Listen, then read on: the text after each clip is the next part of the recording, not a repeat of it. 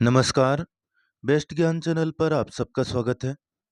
रोज की तरह आज के इस वीडियो में हम देखेंगे मध्य प्रदेश और देश के अब तक की दिन भर की बड़ी खबरों का सारांश। डेली न्यूज़, करंट अफेयर्स, सरकारी नौकरी, योजना, मौसम और मंडी भाव की जानकारी के लिए बेस्ट ज्ञान चैनल को सब्सक्राइब करें और वीडियो को पूरा देखिए ताकि पूरी जानकारी आपको मिल पाएगी। मौसम विभाग ने तमिलनाडु, पुदुचेरी, कराईकल, केरल, कर्नाटक और माहे के कुछ स्थानों में अगले 2 से 3 दिन तक तेज से बहुत तेज वर्षा होने का अनुमान व्यक्त किया है। तटवर्ती आंध्र प्रदेश, यमन, रायलसीमा, तेलंगाना, गोवा, मध्य महाराष्ट्र और मराठवाड़ा में भी आज हल्की से मध्यम वर्षा हो सकती है। मौसम विभाग भोपाल ने अगले 5 दिन का जो मौसम पूर्वानुमान जारी किया है, आगे देखेंगे। लाडली बहन योजना की नया पंजीयन और राशि वितरण 2024 शीघ्र ही हो सकता है। इस बारे में वीडियो के अंत में बात करेंगे।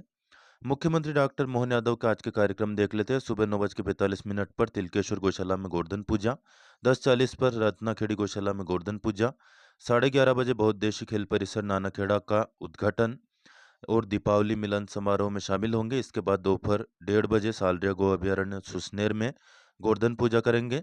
शाम 4:20 पर भोपाल मुख्यमंत्री निवास पहुंचेंगे और 7 बजे रविंद्र भवन में मध्य प्रदेश स्थापना दिवस का जो कार्यक्रम होगा उसमें शामिल होंगे। आपको बता दें, 1 नवंबर 1956 को राज्य पुनर्गठन अधिनियम के तहत मध्य प्रदेश की स्थापना हुई थी। मध्य प्रदेश का गठन भारत के एक महत्वपूर्ण राज्य के रूप में हुआ, जिसमें मध्य भारत, विंध्य प्रदेश, भोपाल और महाकौशल के क्षेत्र शामिल किए गए थे। यह दिन प्रदेशवासियों के लिए गर्व और उत्साह का प्रतीक है। इस स्थापना दिवस पर राज्य में विभिन्न सांस्कृतिक कार्यक्रम, रैलियां, झांकियां, खेलकूद प्रतियोगिताएं और अन्य आयोजन आयोजित किए जाते हैं। देखिए, मध्य प्रदेश के अगले 5 दिन के मौसम की हम बात करें। अगले 5 दिन मध्य प्रदेश के सभी जिलों में मौसम शुष्क रहेगा, कहीं पर भी बारिश का अनुमान नहीं है। मौसम की जो वर्तमान परिस्थितियां बन रही है, दक्षिण आंध्र प्रदेश से दूर दक्षिण पश्चिम बंगाल की खाड़ी के ऊपर मध्य समुद्र तल से 3.1 से लेकर 5.8 किलोमीटर की ऊंचाई के बीच में एक चक्रवाती परिसंचरण बना हुआ है। 1 नवंबर को न केवल मध्य प्रदेश की स्थापना हुई थी, बल्कि और भी कई राज्यों और केंद्र शासित प्रदेशों की स्थापना हुई, जिनमें 8 राज्य और 5 केंद्र शासित प्रदेश शामिल हैं। आपको नाम बता देते हैं जिन राज्यों की स्थापना 1 नवंबर को हुई थी। वे राज्य हैं आंध्र प्रदेश, छत्तीसगढ़, हरियाणा, कर्नाटक, केरल, मध्य प्रदेश, पंजाब, पुदुचेरी और तमिलनाडु। इसके अलावा 1 नवंबर को जिन केंद्र शासित प्रदेशों की स्थापना हुई थी, वे हैं चंडीगढ़, दिल्ली, लक्षद्वीप और पुदुचेरी। आपकी प्रतियोगी परीक्षाओं में प्रश्न बनता है कि 1 नवंबर को किन-किन राज्यों की स्थापना हुई थी या फिर किन-किन केंद्र शासित प्रदेशों की स्थापना हुई थी, तो ये नाम याद रखिएगा। मंडियाँ दीपावली के अवकाश के कारण बंद हैं।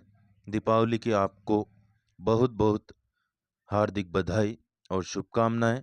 दीप का यह उत्सव आपके जीवन में उजियाला और खुशहाली लेकर आए। इन्हीं मंगल कामनाओं के साथ आपको दीपावली, गोवर्धन पूजा और भाई दूज की अग्रिम शुभकामनाएं। मध्य प्रदेश में कोई भी नौकरी करना चाहे तो आजकल सीपीसीटी अनिवार्य हो गया है। इसके रजिस्ट्रेशन फिलहाल हो रहा है सीपीसीटी स्कोर कार्ड प्राप्त करने के लिए। परीक्षा होगी 29 और 30 नवंबर को और 1 दिसंबर को। 28 अक्टूबर से पंजीयन चालू है, 11 नवंबर तक आप पंजीयन करवा सकते हैं। दोस्तों, 1 नवंबर से रेलवे टिकट बुकिंग समेत 5 नए नियम बदल जाएंगे, जिसका आपकी जेब पर सीधा असर होगा। तो आपको बता देते हैं कौन कौन से नियम हैं। पहला तो ये कि यूपीआई लाइट प्लेटफॉर्म में 2 बड़े बदलाव किए गए हैं। 1 नवंबर से यूपीआई लाइट प्लेटफॉर्म के यूजर्स ज़्यादा पेमेंट कर पाएंगे। अब इससे वॉलेट में 2,000 रुपये की जगह 5,000 रुपये रख सकेंगे। साथ ही प्रति ट्रांजैक्शन लिमिट भी 500 रुपये से बढ़ाकर 1,000 रुपये हो गई है। दूसरे बदलाव के तहत आपका यूपीआई लाइट बैलेंस एक तय सीमा से नीचे चला जाएगा, तो नए ऑटो टॉपअप फीचर से पैसे अपना आप ऐड हो जाएंगे। इससे मैन्युअल टॉपअप की जरूरत खत्म हो जाएगी।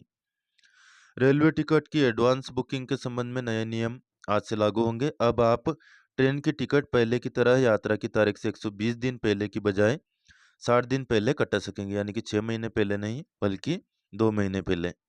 मनी ट्रांसफर के नए नियम आ गए हैं। आरबीआई के डोमेस्टिक मनी ट्रांसफर के नए नियम 1 नवंबर से लागू होंगे ताकि धोखाधड़ी के लिए बैंकिंग चैनलों के दुरुपयोग से रोका जा सके। आरबीआई ने केवाईसी के नियमों को सख्त कर दिया है। साथ ही अब प्रेषक बैंकों के लिए नकदी पाने वाले व्यक्ति का नाम और पता का रिकॉर्ड रखना अनिवार्य कर दिया गया है। इसके अलावा सभी ट्रांजैक्शन को एडिशन फैक्टर ऑथेंटिकेशन से वैलिडेट करना होगा।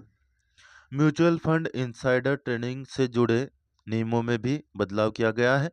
ये नियम आज से लागू होंगे। एसेट मैनेजमेंट कंपनियों के फंड में फंड मैनेजर्स के नॉमिनी और उनके करीबी रिश्तेदारों की ओर से किए गए 15 लाख रुपए से अधिक के ट्रांजैक्शन की जानकारी भी देनी होगी। वहीं एसबीआई ने अपने सभी अनसिक्योर्ड क्रेडिट कार्ड पर फाइनेंस चार्ज को अपडेट कर 3.75% प्रतिमाह कर दिया है। साथ ही क्रेडिट कार्ड से 50,000 रुपये से अधिक के यूटिलिटी पेमेंट पर 1% चार्ज भी देना होगा। वहीं इंडियन बैंक ने अपनी स्पेशल एफडी की डेडलाइन को बढ़ाकर 30 नवंबर कर दिया, जो 31 अक्टूबर को खत्म हो रही थी। मध्य प्रदेश में सोयाबीन खरीदी के लिए उपार्जन 25 अक्टूबर से चालू करने का दावा मध्य प्रदेश सरकार ने किया था। हालांकि 28 अक्टूबर तक भी ज़्यादातर केंद्रों पर खरीदी चालू नहीं हुई। बहुत सारे दबाव और कोशिशों के बाद में राजगढ़ जिले का जो फूलखेड़ी उपार्जन केंद्र है, राजगढ़ में वेयर हाउस है, वहाँ पर हमने खुद भी तुलवाई करवाई थी। तो 28 तारीख तक मात्र 3 ट्रैक्टर ट्रालियाँ तोली गई और उनमें से भी जो बिल है तब भी बनाकर नहीं दिया। कहा गया कि बिल बाद में बनाया जाएगा, दिवाली के बाद सोमवार को आपको आना पड़ेगा। बात करें मुख्यमंत्री लाडली बहन योजना की अगली किस्त की। मुख्यमंत्री डॉक्टर मोहन यादव के मुख्य अतिथि में भव्य कार्यक्रम का आयोजन किया जाना है। 1.29 करोड़ लाडली बहनों के खाते में 1574 करोड़ रुपए की राशि का अंतरण किया जाएगा। शीघ्र ही यह खुशखबरी आपको मिल सकती है। हालांकि बहुत सारे लोगों का प्रश्न ये है कि लाडली बहन योजना में नया पंजीयन कब शुरू होगा। तो देखिए दोस्तों, ये सारी योजनाएं गरज की वजह से लाई गई थी। अभी कोई चुनाव तो है नहीं जो कि पंजीयन सरकार शुरू करे। यदि वास्तव में सरकार महिला हितैषी है और सभी को समान रूप से देखती है और केवल चुनाव के फायदे के लिए ये योजना लेकर नहीं आई होती, तो अभी तक पंजीयन चालू हो गए होते। लेकिन पंजीयन कब शुरू होंगे, इस बारे में यही कहा जा सकता है कि जब कोई चुनाव आने वाले होंगे तभी आप पंजीयन की उम्मीद कर सकते हैं नई लाडली बहनों की। और मुख्यमंत्री लाडली बहना आवास योजना भी अगले चुनाव के 1 आध साल पहले ही शुरू हो सकती है, उससे पहले उम्मीद नहीं है। बात करें कि मुख्यमंत्री लाडली बहना योजना की राशि कब आएगी, तो बहुत सारे लोगों को यह उम्मीद थी कि किसान कल्याण योजना की राशि के साथ ही वह राशि आ जाएगी, लेकिन मौका देखती है सरकार, उसके बाद में ही चौका मारती है। तो अब चूंकि भाई दूज आने वाली है, तो 2 नवंबर या 3 नवंबर को आपके खाते में यह राशि निश्चित तौर पर जमा हो सकती है। उम्मीद यही है कि 5 तारीख के पहले पहले यह राशि आपके खाते में जमा हो जाएगी।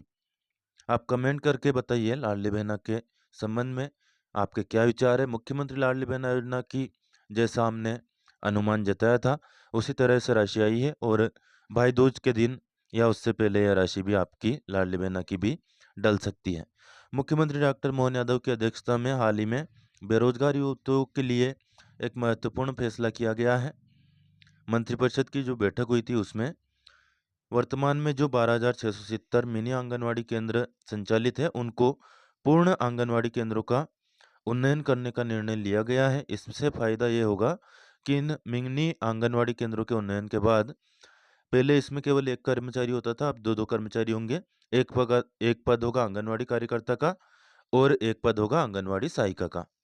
उन्नीत 25 आंगनवाड़ी केंद्रों पर एक पर्यवेक्षक के मान से कुल मिलाकर 476 पर्यवेक्षक यानी कि सुपरवाइजर के पद स्वीकृत किए गए हैं। केंद्र सरकार के निर्धारित मापदंड उन्नयित आंगनवाड़ी केंद्रों पर लागू होंगे। इसका फायदा यह होगा कि 12,670 जो मिनी आंगनवाड़ी केंद्र हैं, इनमें नई भर्तियां शुरू हो सकेगी आंगनवाड़ी कार्यकर्ता की और आंगनवाड़ी सहायिका की। तो 12-13 हज़ार से ज़्यादा नए पद खुलने वाले हैं। इसके लिए आवश्यक तैयारियां और डॉक्यूमेंट आप तैयार करके रखिए। वीडियो में दी गई जानकारी उपयोगी लगे तो प्लीज़ लाइक जरूर कर दें। अन्य दोस्तों जो भी आपसे फेसबुक, व्हाट्सएप या टेलीग्राम ग्रुप के जरिए जुड़े हो उनको भी शेयर करें। कोई प्रश्न या सुझाव कमेंट करके ज़रूर बताया करें। लाइक, शेयर और सब्सक्राइब करके हमारा सपोर्ट करें।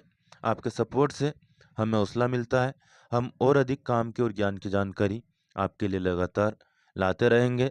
तो दिवाली की बधाई के तौर पर आपका ज़्यादा से ज़्यादा सपोर्ट मिलेगा, ऐसी उम्मीद है।